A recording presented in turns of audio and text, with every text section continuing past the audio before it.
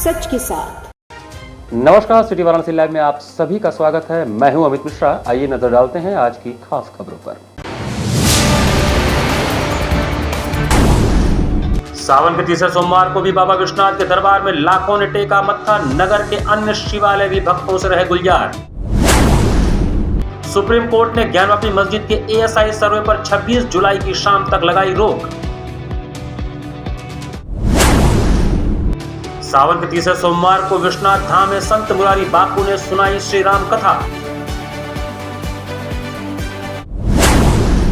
और सीएम योगी एक दिवसीय दौरे पर पहुंचे वाराणसी। बैठक कर बाबा विश्वनाथ के दरबार में लगाई हाजिरी। और समाचार विस्तार से। सावन के तीसरे सोमवार पर बाबा विश्वनाथ की नगरी में बम बम और हर हर महादेव के नारों के बीच कांवरियों और भक्तों का सैलाब उमड़ पड़ा। वाराणसी में सावन के तीसरे सोमवार पर बाबा विश्वनाथ की नगरी बम बम रही। हर हर महादेव और बोल बम के गगनभेदी नारों के साथ नंगे पैर सड़कों पर कांवरियों का सैलाब उमड़ पड़ा।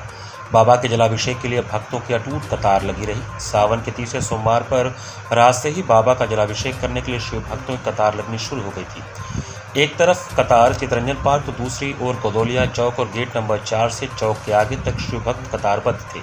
और सुबह मंगला आरती के बाद गर्भगृह के पट झांकी दर्शन के लिए खुले तो कतार में खड़े श्रद्धालु हर हर महादेव के जयकारे लगाने लगे। कपाट खुलने के बाद श्रद्धालुओं की भीड़ अनवरत यूं ही आगे बढ़ती रही, लेकिन कतार कम होने का नाम ही नहीं ले रही थी। इधर गंगा का जलस्तर बढ़ने की वजह से श्री काशी विश्वनाथ मंदिर प्रशासन अलर्ट पर था। ललिता घाट से श्रद्धालुओं की एंट्री बंद थी। शेष तीनों गेटों से पूर्व की ही तरह प्रवेश जारी था। सावन के सोमवार पर भीड़ को दृष्टिगत रखते हुए सारे तरह के टिकट और आरती टिकट की व्यवस्था को सोमवार के लिए निरस्त कर दिया गया था। जबरदस्त भीड़ को देखते हुए पुलिस की व्यवस्था भी अलग से विश्वनाथ मंदिर क्षेत्र में की गई। वाराणसी में प्रयागराज रूट से आने वाले कांवड़ियों को किसी तरह कोई दिक्कत न हो, इसके लिए हाईवे पर एक पूरी लाइन कांवड़ियों के लिए रिजर्व की गई है। इसके अलावा शहर में प्रवेश करने के साथ ही इनको परेशानियों से बचाने के लिए अलग अलग स्थानों पर रूट डाइवर्जन प्लान लागू किया गया। काशी विश्वनाथ मंदिर में प्रवेश करने के साथ ही इन्हें जल्द से जल्द दर्शन हो जाए, इसका भी विशेष ध्यान रखा गया। सावन के दूसरे सोमवार पर नगर के अन्य प्रमुख शिवालयों में श्रद्धालुओं की भारी भीड़ रही। बीएचयू विश्वनाथ मंदिर, महामृत्युंजय मंदिर, तिलभाणेश्वर महादेव मंदिर, गौरी केदारेश्वर महादेव मंदिर सहित सभी छोटे बड़े शिवालयों में जलाभिषेक के लिए श्रद्धालुओं का सैलाब उमड़ पड़ा। बहुत ही भव्य दृश्य है और प्रशासन की बहुत ही अच्छी व्यवस्था है दर्शन करने के लिए श्रद्धालुओं के लिए। और हमारा सबको यह अपील होगी कि सभी लोग बाबा का दर्शन करें और बाबा विश्व कामना की तरह हम लोगों को अग्रसर करें। बस हमारे बच्चों का, सभी बच्चों का स्वास्थ्य अच्छा रहे, सब आगे बढ़े। बच्चे भविष्य हैं तो सबके मनोकामना पूर्ण हो।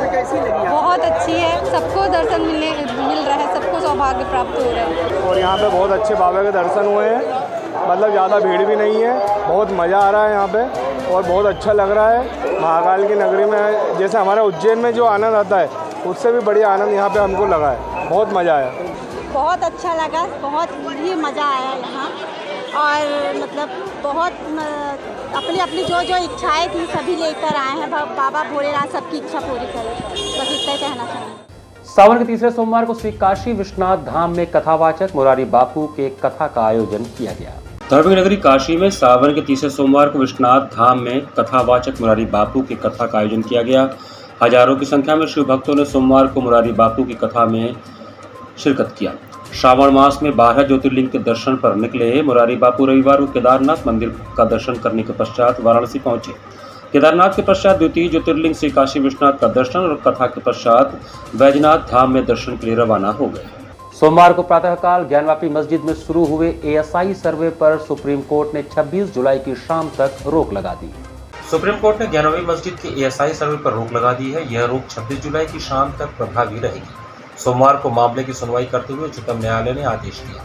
मंडलायुक्त कौशल राज शर्मा ने बताया कि उच्चतम न्यायालय के आदेश के बाद सर्वे की प्रक्रिया रोक दी गई है। वाराणसी जिला कोर्ट के आदेश पर एएसआई की टीम सोमवार को प्रातःकाल ज्ञानवापी मस्जिद का सर्वे करने के लिए पहुंची थी। लगभग 30 सदस्यों का दल ज्ञानवापी मस्जिद के अंदर फिजिकल सर्वे का काम शुरू कर चुका था। वीडियोग्राफी और फोटोग्राफी कराई जा रही थी। इसके साथ अन्य तरह के साक्ष्य जुटाए जा रहे थे। तभी सुप्रीम कोर्ट द्वारा 26 जुलाई तक रोक लगाए जाने का आदेश प्राप्त हुआ और सर्वे का काम वहीं रोक दिया गया। दरअसल अंजुमन इंतजामिया मसाजिद कमेटी की याचिका की सुनवाई सुप्रीम कोर्ट में चल रही है। सोमवार को सुनवाई के दौरान कोर्ट ने 26 जुलाई की शाम तक एएसआई सर्वे रोकने का आदेश दिया। कमिश्नर ने इसकी पुष्टि की। उन्होंने बताया कि सुप्रीम कोर्ट के आदेश के अनुसार एएसआई का सर्वे की कार्रवाई 26 जुलाई की शाम तक रोक दी गई है। किसी प्रकार का कोई एक्सकेवेशन आज नहीं किया गया है। कोई किसी प्रकार को ज़मीन को तोड़ना या ज़मीन तोड़ के सैंपल लेना या किसी दीवार को चोट पहुंचाना या किसी भी प्रकार के एक्सकेवेशन या ब्रेकिंग एक्टिविटी वो आज लागू ही नहीं की गई है। आज जो कार्रवाई चल रही है केवल फिजिकल कार्रवाई चल रही है और फिजिकल कार्रवाई में केवल फिजिकल दीवारों की फ़ोटो वीडियोग्राफी, मेजरमेंट्स और टोपोग्राफी शीट्स बनाने का काम चल रहा है। और ये सारे पक्षों के अधिवक्तागण भी वहाँ मौजूद हैं। उनकी प्रेजेंस में वीडियो फोटोग्राफी से कार्य हो रहा है। किसी ने ये भी अफवाह उड़ाई थी कि कुदाल खोद के मिट्टी के सैंपल लिए गए हैं। इस प्रकार का कोई कार्रवाई नहीं हुई है। केवल और केवल फिजिकल सर्वे का काम चल रहा है और ये फिजिकल सर्वे का काम ही अभी कई दिन चलेगा। अभी वो नौबत ही नहीं आनी है कुछ दिनों तक, जब कोई भी प्रकार के चीज़ों को तोड़ने की आवश्यकता, ज़मीन खोदने की आवश्यकता या मिट्टी कलेक्ट करने की आवश्यकता पड़े तो फिजिकल सर्वे जो है उसके उपरांत जैसे जैसे स्थितियाँ आगे बढ़ेंगी आपको जानकारी हो जाए। सुप्रीम कोर्ट में कि भाई ये एक तरीके से जब जिस चीज़ पर रोक लगी हुई है, सन 91 से रोक लगी, स्टे लगा हुआ है और उसके स्टे को इसको नज़रअंदाज करते हुए आदेश जारी कर दिया गया, तो उसके खिलाफ हम गए हुए अपनी बात कहेंगे भाई ऐसा है। अब सुप्रीम कोर्ट का जो फैसला होगा वो देखा। लेकिन हिंदू पक्ष कह रहा है कि मुस्लिम पक्ष डरा हुआ है, इस वजह से सर्वे नहीं चाहता है। ये बिल्कुल, ये हमने अभी कहा कि अगर एक दिन बात होता तो हम उसका सहयोग करते, तो कैसे हम डर गए? अगर डरे होते तो हम ये कहते। तो क्या वजह रही इतना जल्दी क्यों सर्वे करवाया गया है? ये तो एएसआई बतलाए। ये सवाल तो एएसआई से करने का है। यही तो हमको नहीं समझ में आ रहा, हम खुद सवाल कर रहे हैं ये उन लोगों से। तो आज का पूरा बहिष्कार कर दिया आप लोगों ने? जी बिल्कुल कर दिया, बिल्कुल सहयोग करते हैं। उन्होंने पहले जिला कोर्ट के आदेश को उन्होंने अवलोकन किया। अवलोकन करने के बाद हम लोग से रूबरू हुए। रूबरू होने के बाद उन्होंने हम पूरे परिसर का अवलोकन किया और विवादित पॉइंटों को हम लोगों ने बताया। विशेष करके यह पश्चिमी दीवार है, यहाँ धड़धड़ की आवाज़ आती है। यह दीवार को, यहाँ दरवाजे को ऐसे बंद कर दिया गया, यहाँ मुझे संदेह है। उन्होंने अवलोकन करने के बाद अपने नाप जोख किया। नाप जोख करने के बाद उन्होंने जो है अपना मशीन रडार वडार जो था बैठाना शुरू कर दिया था और कार्रवाई आगे चल रही थी, बिना बाधा की चल रही थी। इसी बीच में जिलाधिकारी महोदय बीच में आए थे, आयुक्त महोदय आए थे और पुलिस प्रशासन का आला अधिकारी यहाँ उपस्थित थे। उसके बाद सुप्रीम कोर्ट का आदेश आ गया कि 26 तारीख तक के लिए कार्रवाई रोक दी जाती है। हम लोग सावन के तृतीय सोमवार पर विश्वनाथ गली के व्यापारियों ने शोभा यात्रा निकालकर बाबा विश्वनाथ का जलाभिषेक किया। प्रतिवर्ष की भांति इस वर्ष भी सावन के तीसरे सोमवार को विश्वनाथ गली व्यवसायी संघ के बैनर तले विश्वनाथ गली के व्यापारियों ने शोभा यात्रा निकालकर बाबा विश्वनाथ का जलाभिषेक किया। प्रातः 9 बजे इन व्यापारियों का समूह जनरल स्थित चितरंजन पार्क पर इकट्ठा हुआ, जिसमें महिलाओं की भी अच्छी खासी संख्या थी। इसके बाद शोभा यात्रा डमरू की गड़गड़ाहट एवं शंखनाद के साथ सिंह द्वार विश्वनाथ गली होते हुए काशी विश्वनाथ मंदिर पहुंचकर बाबा का जलाभिषेक किया गया। जलाभिषेक शोभा यात्रा के पूर्व में महर्षि वेद विज्ञान पीठम के 11 वैदिक बटुकों द्वारा काशी के 84 घाटों के साथ 12 प्राचीन पौराणिक काशी के 12 प्राचीन कूप, जिसमें क्रमशः ज्ञान कूप, ज्ञानवापी, धर्मकूप, मीरघाट, चंद्रकूप, सिद्धेश्वर गली, शुक्रकूप, कालिका गली, धन्वंतरी कूप, महामृत्युंजय मंदिर, पादोदक कूप, गायघाट, नलकूपेश्वर कूप, पंचगंगा घाट, शुभोदक कूप, ओमकारेश्वर, भैरव कूप, भूत भैरव, गोदावरी कूप, पुरुषोत्तम मंदिर, बड़ा देव, वृद्धकाल कूप, मैदागिन, कलश कूप, काश्मीरी मल की हवेली के जलों के कलशों का पूजन किया गया। पूजन के बाद हजारों की संख्या में उपस्थित व्यापारी बंधुओं व परिवार के महिलाओं व पुरुषों ने कलशों में 84 घाटों का जल लेकर बाबा विश्वनाथ का जलाभिषेक करने के लिए रवाना हुए। जलाभिषेक कार्यक्रम में मुख्य अतिथि के रूप में डॉक्टर नीलकंठ तिवारी, पूर्व राज्य मंत्री विधायक शहर दक्षिणी थे तथा नेतृत्व अध्यक्षता महंत शंकरपुरी महाराज ने किया।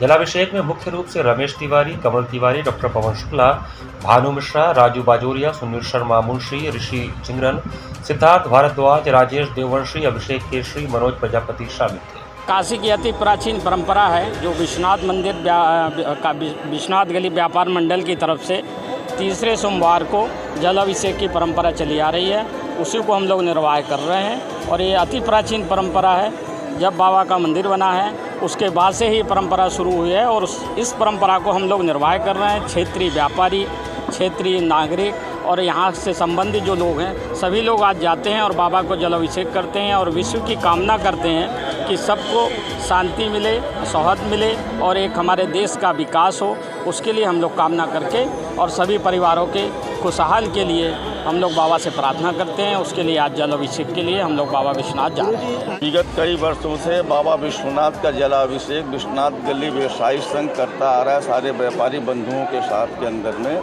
बाबा विश्वनाथ के जलाभिषेक के लिए हम लोग प्रदेश और देश और राष्ट्र की शांति की कामना के लिए जलाभिषेक करते चले आ रहे हैं। विश्वनाथ गली व्यवसायी संघ अपने उन्नति, अपने व्यापार के उन्नति के लिए बाबा विश्वनाथ से कामना करता है कि हम जलाभिषेक करके बाबा विश्वनाथ और काशी की गरिमा को हम लोग मतलब कि ध्यान रखें और जलाभिषेक के अंदर बहुत शांतिपूर्ण ढंग से हम लोग जाते हैं। पिछले कुछ दिनों से गंगा के जलस्तर में हो रही वृद्धि सोमवार को थम गई, जिससे गंगा का जलस्तर स्थिर हो गया। गंगा के जलस्तर में सोमवार को वृद्धि थम गई, जलस्तर स्थिर हो गया। वैसे अभी जलस्तर 65 मीटर से ऊपर है। घाटों की सीढ़ियां डूब चुकी हैं। इसके अलावा गंगा आरती वाले स्थल भी जलमग्न हो चुके हैं। ऐसे में पूरी सावधानी बरती जा रही है। गंगा का जलस्तर पिछले 4-5 दिनों से बढ़ रहा था। जलस्तर में 2 सेंटीमीटर प्रति घंटा की रफ्तार से वृद्धि हो रही थी। इसकी वजह से घाटों की सीढ़ियां, हरिश्चंद्र घाट का शवदाह स्थल, गंगा आरती वाले स्थान पानी में डूब गए। हवा की वजह से गंगा में लहरों का भी असर है। इसके मद्देनजर नावों का संचालन अस्थायी तौर पर रोक दिया गया है। सोमवार को जलस्तर में वृद्धि थम गई है। केंद्रीय जल आयोग की रिपोर्ट के मुताबिक सोमवार की सुबह जलस्तर स्थिर था। वाराणसी में गंगा में चेतावनी बिंदु 70.262 मीटर है, वहीं खतरे का बिंदु 71.262 मीटर है। इस लिहाज से देखें तो पानी चेतावनी बिंदु से अभी लगभग 5 मीटर नीचे है। फिर भी सावधानी जरूरी है। पर्वतीय इलाकों में लगातार बारिश के चलते बाढ़ की स्थिति है। बाढ़ का पानी गंगा में आ रहा है, इससे जलस्तर बढ़ने का खतरा बना हुआ है। यहाँ पर वक्त चला छोटे से ब्रेक का। बने रहिए सिटी वाराणसी लाइव के साथ। वाराणसी लाइव, सच के साथ। Facilities of Navneeta Kuvar Public School, quality education, well qualified faculty, dance, vocal, instrumental music, robotics, art and crafts, skating, karate classes, indoor and outdoor activities, use playground for kindergarten and various types of games, math, physics, biology, chemistry lab and smart library, well maintained computer lab and classes, highly secure and GPS track conveyance facilities, educational based activities using technique tools and interesting methods for students. Navneeta Kuvar Public Schools, Swahi near BHU Hyderabad Gate, Varanasi. Mobile number 7311128462. Navneeta Kunwar public school, Swami Harsivanand public school. छात्र छात्राओं हेतु वातानुकूलित छात्रावास की सुविधा, हर तिमाही युक्त खेल का मैदान, इंडोर गेम, आउटडोर गेम की सुविधा, जिम, योगा, ध्यान की विशेष कक्षा, एनसीसी, एबीसी सर्टिफिकेट तथा करियर काउंसलिंग की सुविधा, विज्ञान, कला तथा कॉमर्स के साथ वैकल्पिक विषयों की एक लंबी श्रृंखला, कम फीस में उत्कृष्टतम अध्ययन की व्यवस्था, शहर के सभी क्षेत्रों में बस की सुविधा, विज्ञान, कंप्यूटर तथा सभी आधुनिकतम प्रयोगशाला उपलब्ध, audio video classes. Swami Harsivanand public school and hostel, शिक्षण समूह शाखाएं Garhwa Ghat, Ramna, Varanasi. Phone number 9554995413, Jagatganj Varanasi. Phone number 7408457111, Vanpurwa, Ramna, Varanasi. Phone number 9554955412, railway station road, Churk, Sonbhadra. Phone number 7081109710, Marsada, Ghorawal, Sonbhadra. Phone number 954963199495 एवं Swami Harsivanand Mahavidyalaya, Churk, Sonbhadra. Phone number 7081109711। I am a student of Jeevandeep Mahavidyalay. I am proud of Mahavidyalay for excellent faculty, best support and best infrastructure and best place. I am a student of Jeevandeep Mahavidyalay. I am proud of Mahavidyalay for excellent faculty, best support and best infrastructure and best place. I am a student of Jeevandeep Mahavidyalay. I am proud of Mahavidyalay for excellent faculty, best support and best infrastructure and best place. Varanasi live, सच के साथ। Break के बाद आपका स्वागत है। सोमवार को उत्तर प्रदेश के मुख्यमंत्री योगी आदित्यनाथ एक दिवसीय दौरे पर वाराणसी पहुंचे।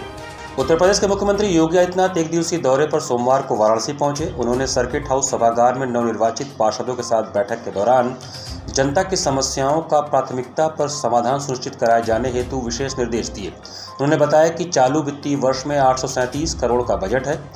वाराणसी नगर निगम में जनता द्वारा पहली बार इतना बड़ा बहुमत दिया गया है। वाराणसी के इतिहास में विगत 9 वर्षों में विकास की एक नई गाथा लिखी गई है। उन्होंने कहा कि प्रधानमंत्री विश्व के सबसे पुराने नगरी काशी का प्रतिनिधित्व करते हैं।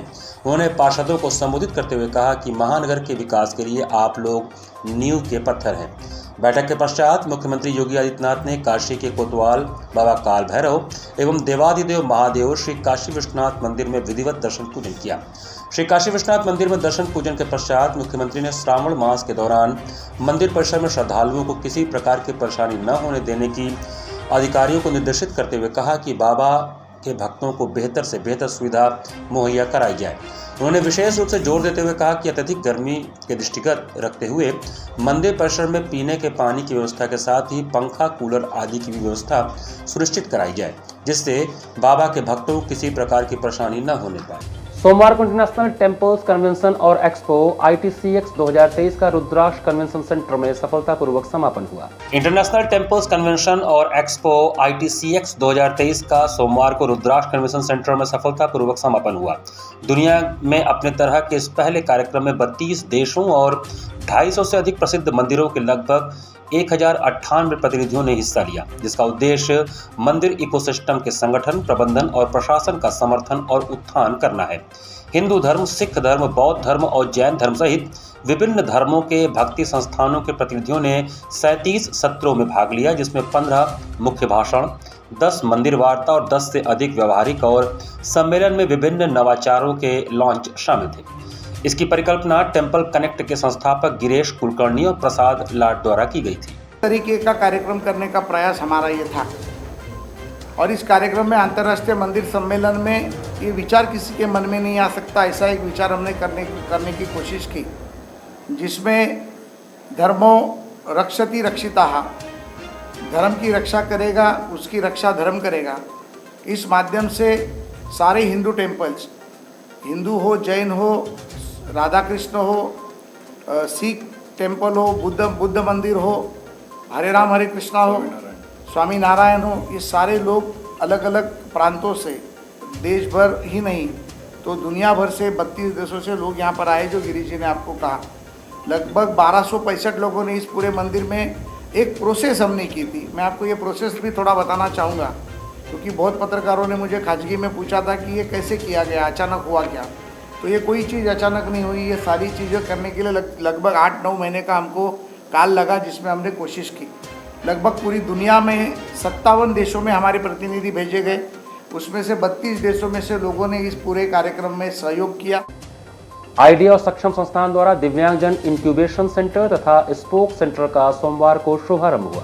दिव्यांगजनों के आर्थिक उत्थान और स्वावलंबी बनने के लिए आइडिया सक्षम द्वारा दिव्यांगजन इंक्यूबेशन सेंटर एवं स्पोक सेंटर का सोमवार को शुभारंभ हुआ। यह सेंटर देवा ग्राम बच्छाओं में शुरू हुआ। इस सेंटर से चुने गए दिव्यांगजनों को अपना व्यवसाय शुरू करने और उद्यमी बनाने के लिए 5 दिवसीय प्रशिक्षण दिया जाएगा, जिससे कि दिव्यांगजन अपना खुद का व्यवसाय शुरू कर आत्मनिर्भर बन सके। इस अवसर पर राष्ट्रीय संयुक्त सचिव उमेश अंधारे, राष्ट्रीय महासचिव कमलाकांत पांडे, प्रदेश दिव्यांग प्रकोष्ठ संयोजक भारतीय जनता पार्टी से डॉक्टर उत्तम ओझा, देवा international society for child care के अध्यक्ष डॉक्टर तुलसी ने भी इस उद्घाटन समारोह में दिव्यांगजनों को संबोधित किया। इसके साथ ही पौधारोपण कार्यक्रम भी हुआ, जिसमें देवाग्राम में आए सभी अतिथियों ने दिव्यांगजनों के साथ पौधारोपण किया। इस मौके पर सक्षम के राष्ट्रीय संगठन मंत्री उमेश अंधारे ने कहा कि राष्ट्र के विकास के लिए समाज के सभी लोगों को भागीदारी निभानी होगी। ऐसे में दिव्यांगजनों को भी आत्मनिर्भर बनाना होगा, तभी भारत एक विश्व गुरु बनेगा। साथ ही सक्षम भारत, समर्थ भारत के नारे के साथ दिव्यांगजनों का हौसला भी बढ़ाया। राष्ट्रीय महासचिव कमलाकांत पांडे ने दिव्यांगजनों को संबोधित करते हुए कहा कि सक्षम द्वारा दिव्यांगजनों के लिए हो रहे अनेक कार्यों के बारे में जानकर खुशी हुई। इस अवसर पर डॉक्टर उत्तम ओझा ने कहा कि दिव्यांगजनों को समाज में लेने वाला नहीं देने वाला बनना चाहिए। इस दौरान आइडिया से प्रोग्राम डायरेक्टर निखिल वर्मा ने भी सभी दिव्यांगों का हौसला बढ़ाया। इस अवसर पर उन्होंने कहा कि आइडिया सक्षम का उद्देश्य भारत को विश्व की समावेशी राजधानी बनाना है, जिसमें देश के 5000 दिव्यांगों को 2030 दिव्यांगों को आर्थिक रूप से समर्थ, आत्मनिर्भर एवं स्वावलंबी बनाना है। साथ ही उन्होंने बताया कि दिव्यांगों के लिए एक दिव्यांगजन हुनर आत्मनिर्भर नेटवर्क भी बनाना है। यह दिव्यांगजनों के लिए बना एक समूह है, जिसका उद्देश्य दिव्यांगों को उनके हुनर और व्यवसाय को बढ़ाने का कार्य करना है, साथ ही उद्यमिता को तराशने एवं विकसित करने का कार्य करता है। इस कार्यक्रम में सक्षम, वाराणसी से कुलदीप, आइडिया से प्रोजेक्ट कोऑर्डिनेटर पवन कुमार, टेवा संस्था से सचिव श्यामलाल पटेल और तमाम दिव्यांगजन शामिल थे। काफी अच्छे से काम कर रहे हैं, फिर भी सक्षम की स्थापना की गई। जो भी दिव्यांग क्षेत्र में कार्यरत संगठन है, संस्था है, अधिकतर संस्था या संगठन किसी एक दिव्यांगता क्षेत्र में काम करती है। कोई ऑटिज्म में ही काम करते हैं, कोई जो हियरिंग चैलेंज है उनके लिए काम करते हैं, कोई विजुअली चैलेंज है उन्हीं के लिए काम करते हैं। लेकिन सक्षम ये संस्था ऐसी है कि जो पूरे अभी 2016 में भारत सरकार ने जो rights of persons with disability RPD act की जो नया एक्ट तैयार किया है, उसमें 21 प्रकार की डिसेबिलिटी इतनी बड़ी आबादी को लेकर चलना है और उनके लिए हमें आर्थिक आत्मनिर्भरता आत्माभिमान हो। तो 2014 के पहले का भारत और 2014 के बाद का भारत, दो भागों में भारत का हम तो कर सकते हैं, विभाजन कर सकते हैं। 2014 के बाद से 2023 तक अब तक हम लोगों ने 12,000 से अधिक दिव्यांगता के। और आप ऐसे सौभाग्यशाली हैं, देश का नेतृत्व करने वाले व्यक्ति आपके पास हैं और आपके पास सबसे ज़्यादा आपको ही सानिध्य प्राप्त है। मुझे लगता है कोई भी सांसद विधायक अपने क्षेत्र में सबसे ज़्यादा आने वाला आपके यहाँ का ही है। सामान्य रूप से आपका विकास हो रहा है, उसका प्रभाव मैं भी प्रयागराज का हूँ, से इसका प्रभाव आपके विकास का मेरे ऊपर भी थोड़ा बहुत पड़ता रहता है, क्योंकि दिल्ली से जो भी चलता है वो प्रयागराज से होकर आता है, इसलिए आपको आने के लिए हम लोग भी लाभान्वित हो रहे हैं। विगत 7-8 साल से हर महीने कोई न कोई कार्यक्रम काशी में होते रहते हैं। सक्षम एक संगठन है, लेकिन काशी में ऐसे अनेक संगठन काम करते रहते हैं। आरोपी युवक की गिरफ्तारी न होने से क्षुब्ध पीड़िता ने प्रेस वार्ता कर पुलिस आयुक्त कमिश्नरेट से न्याय की गुहार लगाई। पुलिस आयुक्त कमिश्नरेट से गुहार लगाने के बाद भी आरोपी युवक की गिरफ्तारी न होने से क्षुब्ध पीड़िता ने प्रेस वार्ता कर कहा कि यदि उसे अविलंब न्याय और आरोपियों को सजा नहीं मिले तो मजबूर होकर वह अपनी जान दे देगी। इसकी सारी जिम्मेदारी शासन प्रशासन की होगी। बता दें कि पीड़ित युवती कई दिनों से पुलिस आयुक्त कार्यालय का बार बार चक्कर लगा रही है और प्रार्थना पत्र देकर पक्के महाल निवासी युवक पर बलात्कार का आरोप लगाते हुए उसको गिरफ्तार करने और उन्हें सलाखों के पीछे भेजने के साथ ही न्याय की गुहार लगा रही है। पीड़िता का कहना था कि बीते 11 वर्षों से वह युवक लगातार बलात्कार करता आ रहा है। जब वह शादी करने के लिए अनुरोध करने लगी तो उसके मुंह पर तेजाब फेंकने और जान से मारने की धमकी देते हुए मारपीट कर भगा दिया। पीड़िता ने यह भी आरोप लगाया है कि बलात्कारी युवक कई बार उसका गर्भपात भी करवा चुका है और शादी करने की बात करने पर वह आग बबूला हो जाता है और उसे जान से मारने की धमकी दे रहा है। मुख्यमंत्री से मिलना चाहती हूँ कि कानून व्यवस्था हमारी बिल्कुल ठीक नहीं है, हमको हर तरीके से प्रताड़ित कर रही है। इवन यहाँ मार खाने के बावजूद वो बाहर ही घूम रहे हैं। और कल तक तो मामला है इस संदर्भ में कहीं सर 12 साल हो गए, प्राथमिकी दर्ज नहीं, कहीं कुछ भी नहीं हो रहा, हर बात को दबा दिया जाए। जी सर। तो शादी का झांसा देकर आपके साथ शारीरिक शोषण भी करता रहा? जी कंटिन्यू। दूसरी ओर आरोपी युवक के परिजनों ने भी प्रेस वार्ता कर इस आरोप को एक सिरे से खारिज करते हुए उस पर ही गंभीर आरोप मढ़ दिए। और ये अपराजिता उपाध्याय मेरे पति को परेशान कर रही, आए दिनों से पैसे की मांग कर रही है और 40 दिनों से हम लोग को बहुत ज़्यादा परेशान किए। नगर निगम द्वारा कैंट स्टेशन के सामने परेड कोठी स्थित आराजी नंबर 288 की जमीन की पैमाइश पूरी कर ली। नगर निगम ने कैंट स्टेशन के सामने परेड कोठी स्थित जमीन की पैमाइश पूरी कर ली। निगम ने आराजी नंबर 288 में कुल 3,326 वर्ग फीट भूमि होने का दावा किया है। इससे कटीले तारों से घेरने की प्रक्रिया भी निगम ने शुरू कर दी है।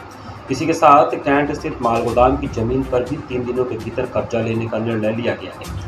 इस क्रम में अपर नगर आयुक्त सुमित कुमार के नेतृत्व में रविवार को निगम की एक टीम ने कैंट स्टेशन के सामने परेड कोठी स्थित जमीन व मालगोदाम स्थित 2 भूखंडों का निरीक्षण किया। मालगोदाम स्थित भूखंड के आंशिक भाग पर कुछ लोगों का अवैध कब्जा था। इस संदर्भ में अपर नगर आयुक्त ने बताया कि अवैध कब्जेदारों से भूखंड तत्काल खाली करने का निर्देश दिया गया। उन्होंने कहा कि परेड कोठी स्थित आराजी नंबर 288 की जमीन की बाउंड्री होने के बाद मालगोदाम वाली जमीन की भी कटीले तारों से बाउंड्री कराई जाएगी। परेड कोठी स्थित आराजी नंबर 288 की भूमि का स्वामित्व रक्षा संपदा विभाग के पास है। भूमि प्रबंधन की जिम्मेदारी नगर निगम के पास है।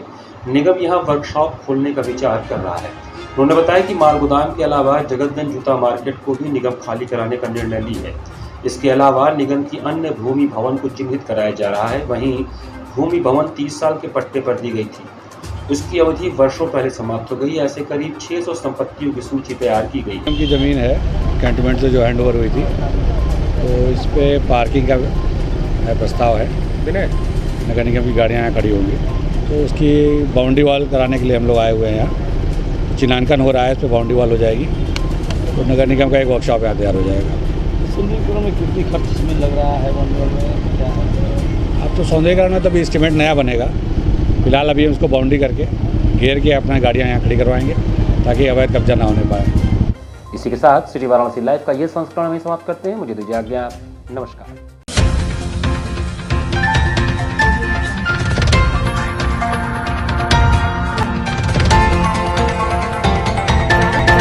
लाइव सच के साथ।